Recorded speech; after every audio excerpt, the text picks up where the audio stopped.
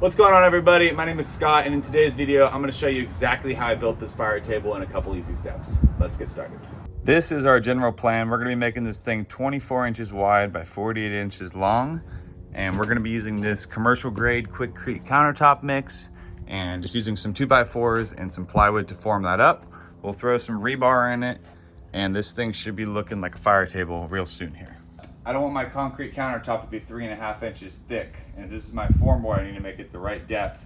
So I think I'm going to be making this countertop about 2 inches deep. So I'm going to go ahead and rip all these down with the table saw. For this interior part, before I chop up the little pieces, I'm ripping the whole length down to 1 inch deep, because that's how deep our little bathtub here in the middle of our fireplace is going to be. One thing you have to consider when building this thing is the thickness of the wood and all your forms. Sometimes you want it to be longer than it actually needs to be. Sometimes you want it to be shorter.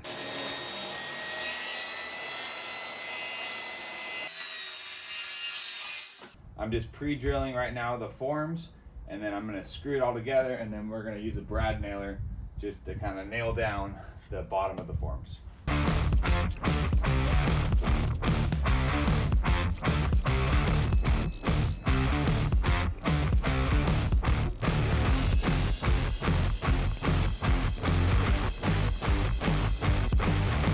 Just crossed over the 9 o'clock threshold. Sorry, neighbors. I have 4 45-inch pieces of bar, and then I'm gonna have 6 21-inch pieces of bar.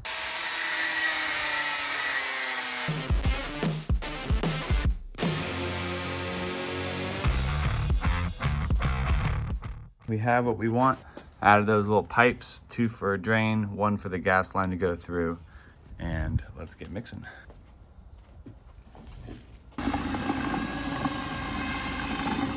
Wait, have Austin film this. Austin, get the camera. Do you want to say hi to the camera, Diana? Diana. That's a good mixture. There we go. It came out a little more watery than I would have liked, and you can tell where we're doing it is not perfectly level, so that caused some issues where all the water is kind of flowing to one side. It's definitely important to try to do this on as level of a place as possible, but I think it's actually going to turn out decently. But we won't know till we strip the forms. A few inches later. It's been a little under a week. Things are looking good. Time to break that out of the form. But first I'm gonna build the subframe for this thing. So we're basically using some pressure treated wood to build the structure. And then I'm gonna be slapping on some Ipe siding on that. I think that should give us a nice finished look.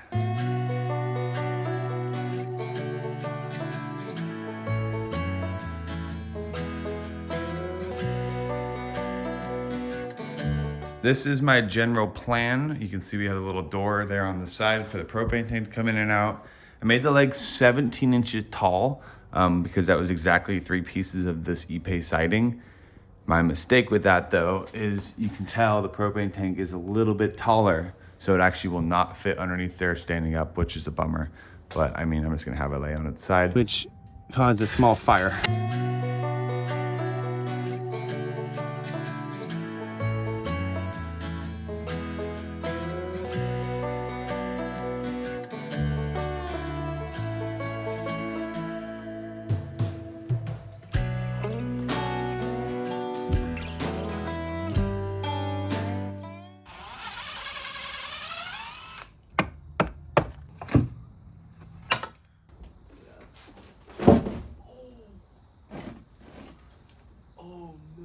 What?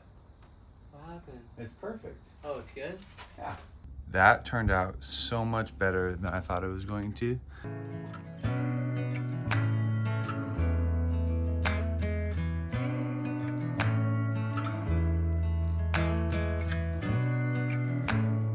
We are taping these ends of these pipes so they don't leak and kill us. Very nice.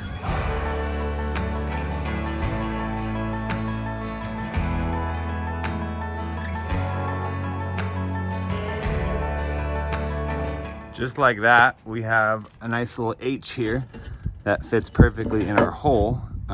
These are about 2 inches apart, and we used 3/32 drill bits to drill those out. So that looks good. Last step is, I did buy this on Amazon a while back. I already had it, but it's just like a propane to fire pit kit. So grab one of those on Amazon. Let's get it hooked up and we'll be good to go. Oh my. Oh, brother. Ooh. Oh!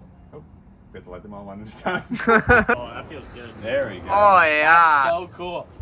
Let's I think go. once you put the glass in it, it'll all be like... Okay, full scale liability disclosure. Do not blame me if something weird happens at your house and burns down your house or kills your family. Because we have some weird condensation going on, and then we had a slight issue down here which caused a small fire. To be determined on the cause. Put these little grates on here. It's a little better than the nails I was using before. And then we'll add some more rock.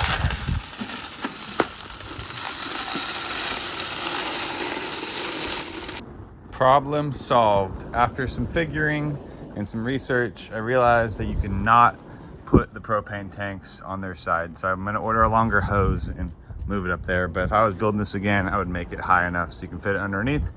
And then I also re-taped up some of these connections that I didn't previously have the right amount of tape on. So no more leaks, no more frost. Beautiful. That is all I have for this video. Thank you guys so much for watching. Go ahead and check out some other videos. I'll see you next time. Goodbye.